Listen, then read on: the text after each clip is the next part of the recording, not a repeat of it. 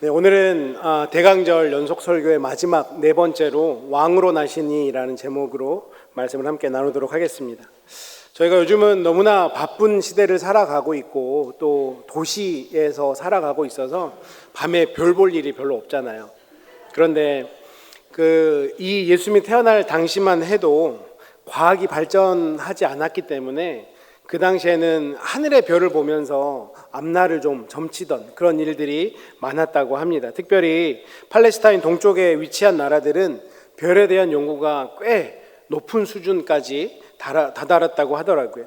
그 사람들이 어떤 생각이냐면 이 온 세상은 하나의 덩어리이기 때문에 하늘에서 어떤 일이 일어나면 땅에서 그 일들이 일어난다라고 믿고 그렇게 하늘을 그렇게 관찰을 했다라고 합니다.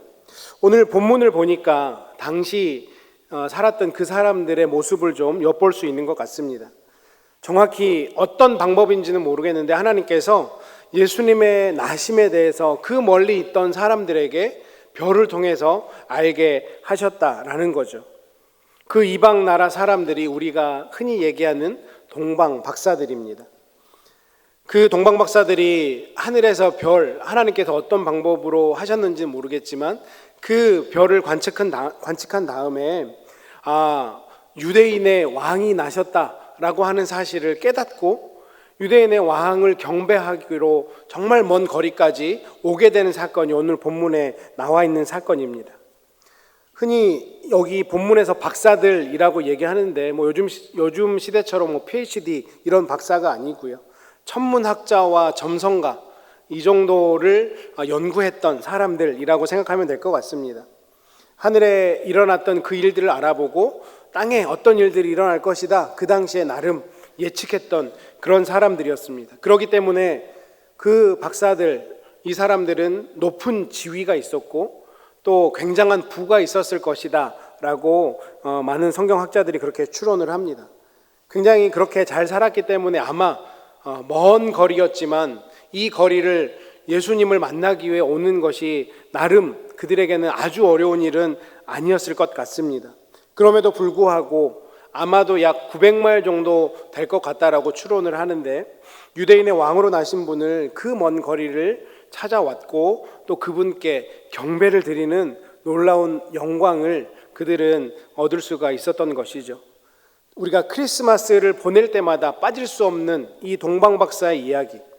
그러면 이 동방박사 등장하는 오늘 본문을 통해서 우리가 이 크리스마스 계절에 어떤 것들을 배울 수 있는지, 왜 하나님께서는 이 동방박사의 이야기를 성경에 기록해 두셔서 우리로 하여금 듣게 하시는지 그 이유를 저희가 함께 나누고 또 이 주신 말씀을 한번 우리의 삶으로 살아내 보았으면 좋겠습니다. 사실 오늘 본문은 마태복음에만 나오는 유일한 본문이기도 합니다. 마태는 이 이야기를 시작하면서 역사적 배경과 지리적 배경을 우리에게 설명해 주면서 이 본문을 시작합니다. 1절 말씀을 보니까 헤롯 왕 때에 예수께서 유대 베들레헴에서 나셨다라고 우리에게 인포메이션을 주고 있죠. 여기서 나오는 헤롯 왕이라고 하는 인물은 우리가 흔히 구별하기 위해서 헤롯 대왕이라고 부르는 사람입니다. 그런데 사실 이 헤롯 왕은 유대인이 아닙니다. 이두메 사람이라고 불리는데 이두메라고 하는 것은 구약의 에돔 자손이라는 뜻입니다. 자, 이두메 사람이 유대인이 아닌 사람이 유대인들을 지금 치리하고 있죠. 우리가 무엇을 추측해 볼 수 있겠습니까? 이 헤롯이라는 사람은 정치적 수완이 굉장히 뛰어난 사람이라서 로마에게 굉장히 잘 보였죠. 그러니 유대인이 아님에도 불구하고 유대인들을 다스리고 있는 거예요. 반대로 얘기하면 이 유대인에게 정통성을 부여받지 못한 사람이기 때문에 늘 자기의 자리가 언제 날아갈지 모르는 불안감에 휩싸였던 사람입니다. 그러니 더더욱 자기의 자리, 권력에 집착했던 사람이죠. 이 사람이 자기의 자리를 뺏길까 봐 어떤 일까지 했냐면 자기의 아내도 죽였고요. 물론 아내가 10명 있었습니다. 그런데 그 중에 한 명 아내도 죽였고요. 장모도 죽였고요. 심지어 자기의 2 아들까지 죽였습니다. 누군가 호시탐탐 내 자리를 노린다고 하면 가족이고 뭐고 상관없이 그렇게 그런 일들까지 서슴지 않았던 사람이 바로 이 헤롯이라는 사람이죠. 잘 아는 것처럼 이 사람이 어떤 일까지 합니까? 유대인의 왕이 나셨다라는 소식을 듣고 나서 그 주변에 있는 모든 남자아이, 2살 미만의 남자아이를 죽이는 말도 안 되는 일까지 했던 사람이 바로 이 헤롯이라는 사람입니다. 이런 시대에 예수님이 태어나셨고 또 유대 땅 베들레헴이라는 곳에서 예수님이 태어났다라고 마태는 그렇게 우리에게 정보를 주면서 이 이야기를 시작하고 있죠. 그리고 나서 오늘 본문의 주인공 같은 이 동방 박사들, 이 사람들이 어디에서 왔는지 어느 나라 사람인지 성경은 기록하고 있지 않습니다. 하지만 성경 학자들이 추론하건대 아마 페르시아나 바벨론 혹은 아라비아 지역으로 보는 것이 일반적인 견해입니다. 소수의 학자들 가운데는 인도에서 왔다, 아니면 소아시아 지역에서 왔을 것이다, 아니면 그리스에서 왔을 것이다 라고 추론하는 사람도 있어요. 정말 심하게 추론하시는 분은 한국에서 왔다 라고 하시는 분도 제가 본 적이 있는데 그거는 애국심에서 나온 생각이 아닐까. 한국에서는 아닌 것 같습니다. 어찌됐건 이들이 어느 나라 사람인지 어디서 왔는지 크게 중요하지는 않아요. 다만 이 사람들 박사라고 하는데 헬라어로 보면 마고이라는 단어를 쓰거든요. 그런데 이 마고이라는 단어가 다른 어떤 서적에서 나오냐면 주로 바벨론과 페르시아 지역에서 이렇게 점성술 혹은 천문학에 관심이 있었던 사람들을 마고이라고 불렀고 그것을 한글로 그냥 박사들이라고 해석을 했는데 그런 면에서 볼 때 아마 페르시아 주변이나 바벨론 또 아라비아 지역에서 왔다고 보는 견해가 가장 보편적일 것 같습니다. 중요한 건 뭐냐면 이들은 이방인이었다는 거죠. 예수님을 경배하러 온 사람들이 유대 사람이 아니고 이스라엘 사람이 아니고 이방인이었다라는 것을 우리에게 보여주고 있는 겁니다. 자, 예수님의 나심을 축하하기 위해 이들이 예루살렘을 방문하죠. 이스라엘을 찾아왔습니다. 만약에 여러분이 동방박사가 되어서 다른 나라의 왕이 태어났다는 소식을 듣고 찾아가면 어디부터 찾아갈 것 같습니까? 그 나라의 수도부터 가지 않을까요? 왕이 났으니까 당연히 왕은 수도에 있지 않을까, 중심부에 있지 않을까. 그래서 이 당시에 정치와 종교의 중심이었던 예루살렘으로 찾아가게 된 것입니다. 그리고 그 동방의 박사들이 어떤 질문을 합니까? 유대인의 왕으로 나신 이가 어디 있느냐라고 질문을 합니다. 왕이 어디 계시냐라고 하는 이 말을 들은 사람들, 특별히 앞에서 제가 설명해 드렸던 헤롯 대왕은 어떤 생각을 했을까요? 내가 왕인데 왕이 나셨다라고 하는 그 얘기가 헤롯에게는 굉장히 큰 충격이었을 것입니다. 그리고 이제 그 유대인의 왕을 찾아서 경배하겠다고 왔던 나름 동방의 박사들이라고 하는 마고이라고 하는 사람들이 왔으면 뭔가 더 충분히 그럴 만한 사건이 그에게 벌어진 것이죠.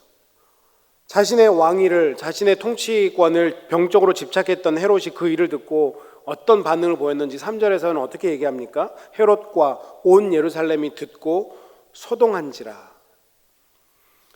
자, 이 배경을 다시 한번 생각해 보세요. 예수님이 이 땅의 왕, 유대인의 왕으로 이 땅에 태어나셨습니다. 그 예수님을 경배하기 위해서 이방인이 왔어요. 정작 경배해야 될 대상들은 어떤 상태입니까? 소동스러운 상태예요. 성경은 이 역설을 우리에게 보여주고 있는 거죠. 우리의 왕이 이 땅 가운데 오셨는데 나는 그 왕을 경배하는 자리에 있는지 아니면 그 왕이 왔다는 것이 나에게 소동거리인지 성경은 우리에게 그것을 먼저 말씀하고 있는 것입니다. 동방박사들의 질문을 한번 보십시오. 유대인의 왕이 어디 계시냐라고 하는 것은 확신하고 있는 거예요. 사실 여부를 확인하는 게 아니고 장소를 물어보고 있는 거예요. 이미 태어나셨는데 어디 있느냐 물어보는 거죠. 유대인의 왕이 나셨으니 당연히 유대인들은 알고 있을 거라고 동방박사들이 생각한 겁니다. 당연하지 않습니까? 자기 나라의 왕이 태어났는데 왕이 될 사람이 태어났다면 아마 동방박사들이 생각하기에 이 지금 이스라엘은 유대 땅은 축제 분위기일 것이다 생각했는데 가서 물어봤더니 그냥 혼란스러운 거예요. 굉장히 이상한 상황 아닙니까? 충격을 받은 헤롯은 사람들을 불러 모읍니다. 특별히 여기에 대해서 알만한 사람들, 대제사장들과 서기관들을 불러 모읍니다. 그리스도가 어디서 나겠느냐? 이 헤롯의 말이 이상하지 않습니까? 동방박사들이 어떻게 물었어요? 유대인의 왕이 어디 있느냐 물었는데 헤롯이 지금 어떻게 이 대제사장과 서기관들의 질문합니까? 그리스도가 어디서 나겠느냐? 무슨 뜻이에요? 헤롯은 알고 있었습니다. 유대인으로 왕으로 나신 분이 그리스도, 우리를 구원할 구세주임을 알고 있었던 거죠. 그럼에도 불구하고 소동했던 겁니다. 머리로는 알았지만 이분이 왕이 되지 않기를 바라는 마음이 헤롯에게 있었던 것을 성경은 오늘 우리에게 보여주고 있는 거죠. 그리고 헤롯은 대제사장과 서기관들로부터 그분이 베들레헴에서 나신다라는 소식을 듣게 되었습니다. 그리고 다음과 같이 얘기하죠. 7절과 8절 말씀해 보니까 이에 헤롯이 가만히 박사들을 불러 별이 나타난 때를 자세히 묻고 베들레헴으로 보내며 이르되 가서 아기에 대해 자세히 알아보고 찾거든 내게 고하여 나도 가서 그에게 경배하게 하라. 재밌는 표현인데요. 7절에 헤롯이 가만히 박사들을 불렀다고 합니다. 가만히 불렀다. 여기서 가만히라고 하는 이 단어가 마태복음에 2번 나오거든요. 한 번은 어디서 나오냐면 요셉이 마리아가 임신하는 걸 알고 요셉이 마리아를 가만히 불렀다라는 단어, 같은 단어입니다. 마태복음에 2번 나오는데 같은 단어인데 목적이 다르죠. 요셉이 마리아를 가만히 부른 이유는 뭘까요? 생명을 살리기 위해서 불렀습니다. 헤롯이 박사들을 가만히 부른 이유는 뭘까요? 생명을 죽이기 위해서 불렀습니다. 성경은 이 다른 역설도 우리에게 계속해서 보여주고 있는 거죠. 헤롯은 앞에서 말씀드렸던 것처럼 정치적 술수 또 음모에 능통한 사람이었습니다. 8절에 뭐라고 얘기합니까? 나도 가서 그에게 경배하게 하라. 경배하고 싶은 마음이 1도 없는 사람입니다. 찾아내서 바로 죽이려고 생각하는 그런 사람인 거죠. 자신의 진짜 의도를 감추기 위해서 거짓말을 한 것입니다. 그리고 이제 그 동방 박사들은 헤롯의 말을 듣고 베들레헴으로 떠납니다. 그때 한 별이 나타나서 그들을 베들레헴으로 인도하죠. 그 별이 어떤 모양인지 어떤 방법으로 인도했는지 성경은 알려주고 있지 않습니다. 하지만 하나님의 완벽한 방법으로 그들을 예수님이 있는 곳으로 인도하고 예수님이 있는 곳에 그 별이 멈추게 됩니다. 그리고 그 동방 박사들이 예수를 만나고 어떻게 했다고 얘기합니까? 크게, 아주 크게 기뻐했다라고 오늘 우리에게 말씀하고 있습니다. 사실 이 헬라어를 보면 우리 성경 한국말 여러 버전으로 번역이 되었는데 굉장히 큰 기쁨을 표현하고 있거든요. 뛸 듯이 기뻐했다, 기뻐서 어쩔 줄을 몰랐다, 심히 크게 기뻐하고 아주 크게 기뻐했다. 그냥 기뻐한 게 아니고 정말 크게 기뻐했다라고 하는 강조하고 있어요. 계속해서 성경이 우리에게 보여주는 게 무엇입니까? 그 이방인들이 예수 그리스도가 이 땅에 나심이 왜 그렇게 기뻐할 일일까요?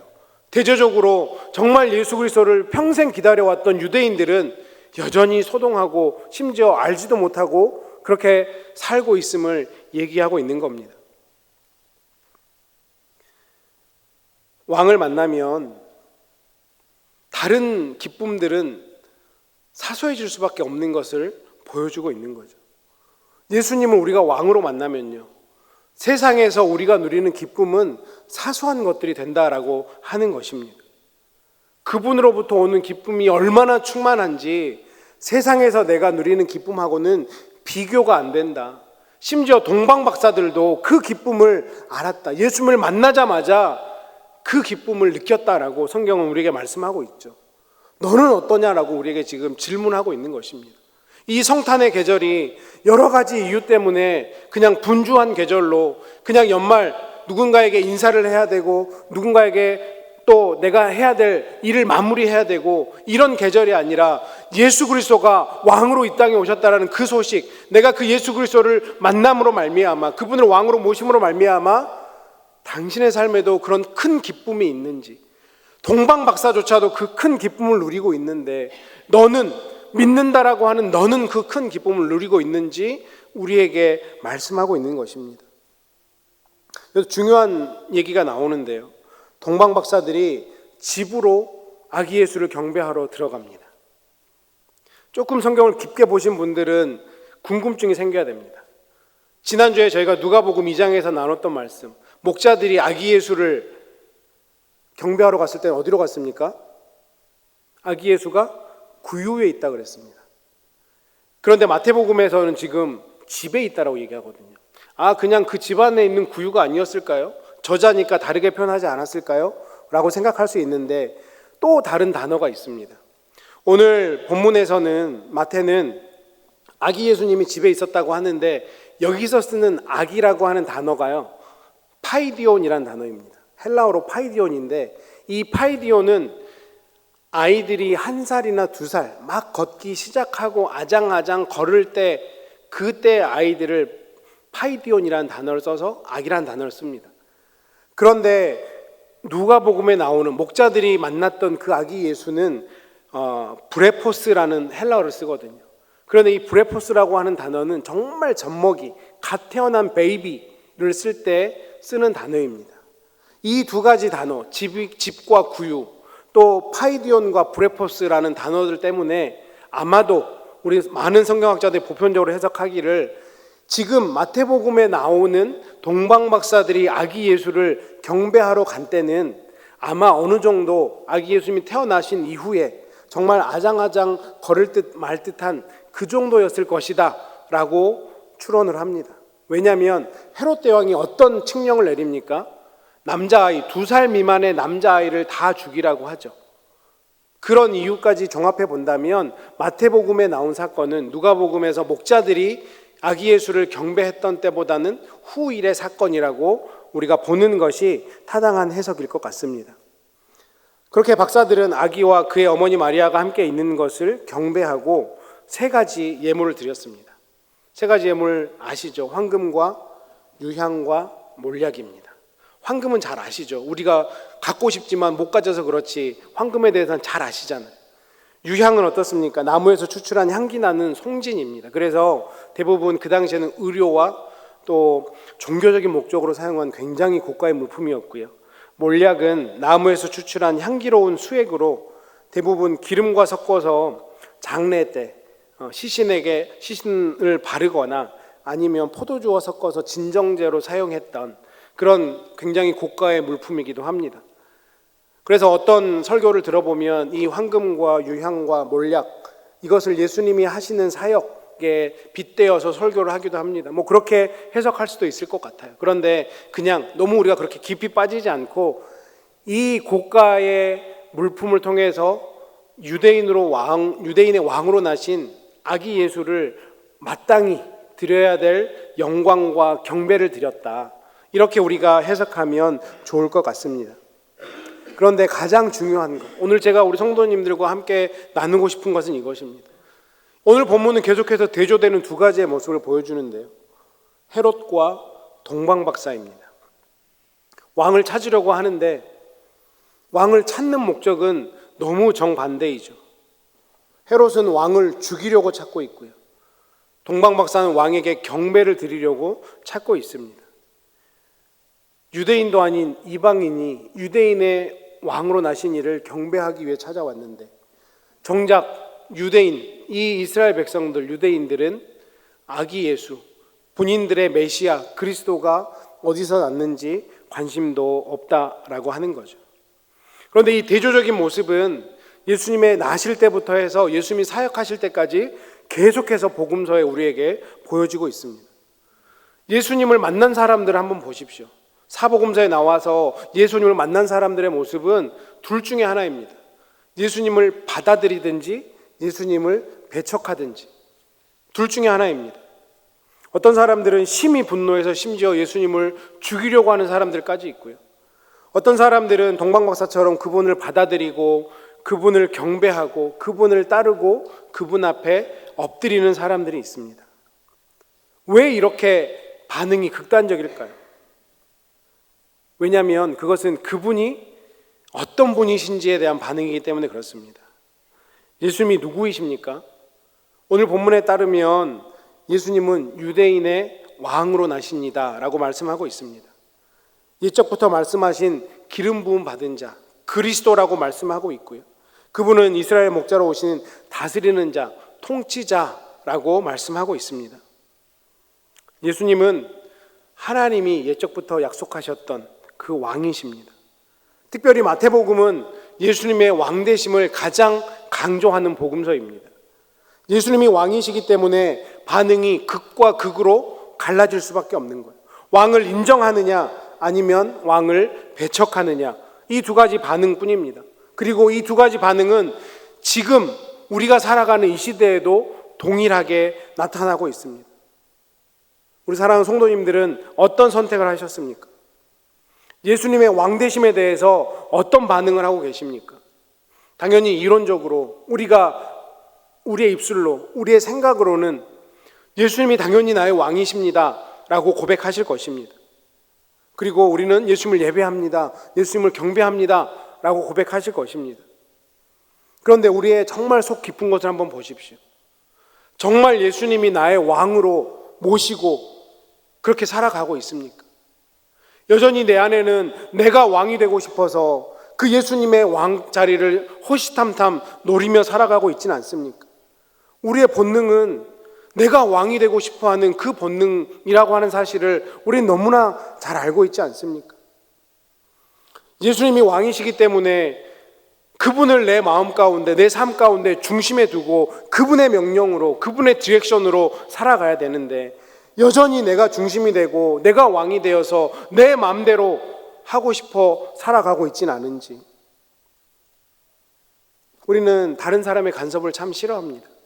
누가 나에게 뭐라고 하면 참 싫죠. 아유, 당신이나 잘하세요. 나는 내가 알아서 할게요. 우리가 속으로는 다 그렇게 생각하고 살아가지 않습니까? 그냥 내 뜻대로 누군가 움직여주면 그냥 그게 즐겁고 나에게 맞춰주길 바라지 않습니까? 왜 그럴까요? 내가 왕이 되고 싶은 본성이 여전히 꿈틀대고 있기 때문은 아닐까? 그리고 다른 왕이 내 마음 가운데 들어와서 내 삶을 왕노릇하는 것을 너무나 싫어하기 때문에 그러지 않을까? 그래서 다른 왕이 나타나면 우리는 무조건 그 왕과 싸우려고 합니다. 그런데 크리스마스를 보내며 우리가 다시 한번 하나님 앞에 정직하게 점검해 봐야 될 게 무엇이냐면, 우리의 입술의 고백처럼 예수 그리스도가 나의 왕인가? 내 삶의 한 부분이라도 예수 그리스도가 왕으로 보여지는 부분이 있는가? 내가 왕노릇하고 있지는 않은가? 내가 내 삶의 주인이 되어 살아가고 있지 않은가? 점검해 보셔야 된다라고 하는 것입니다.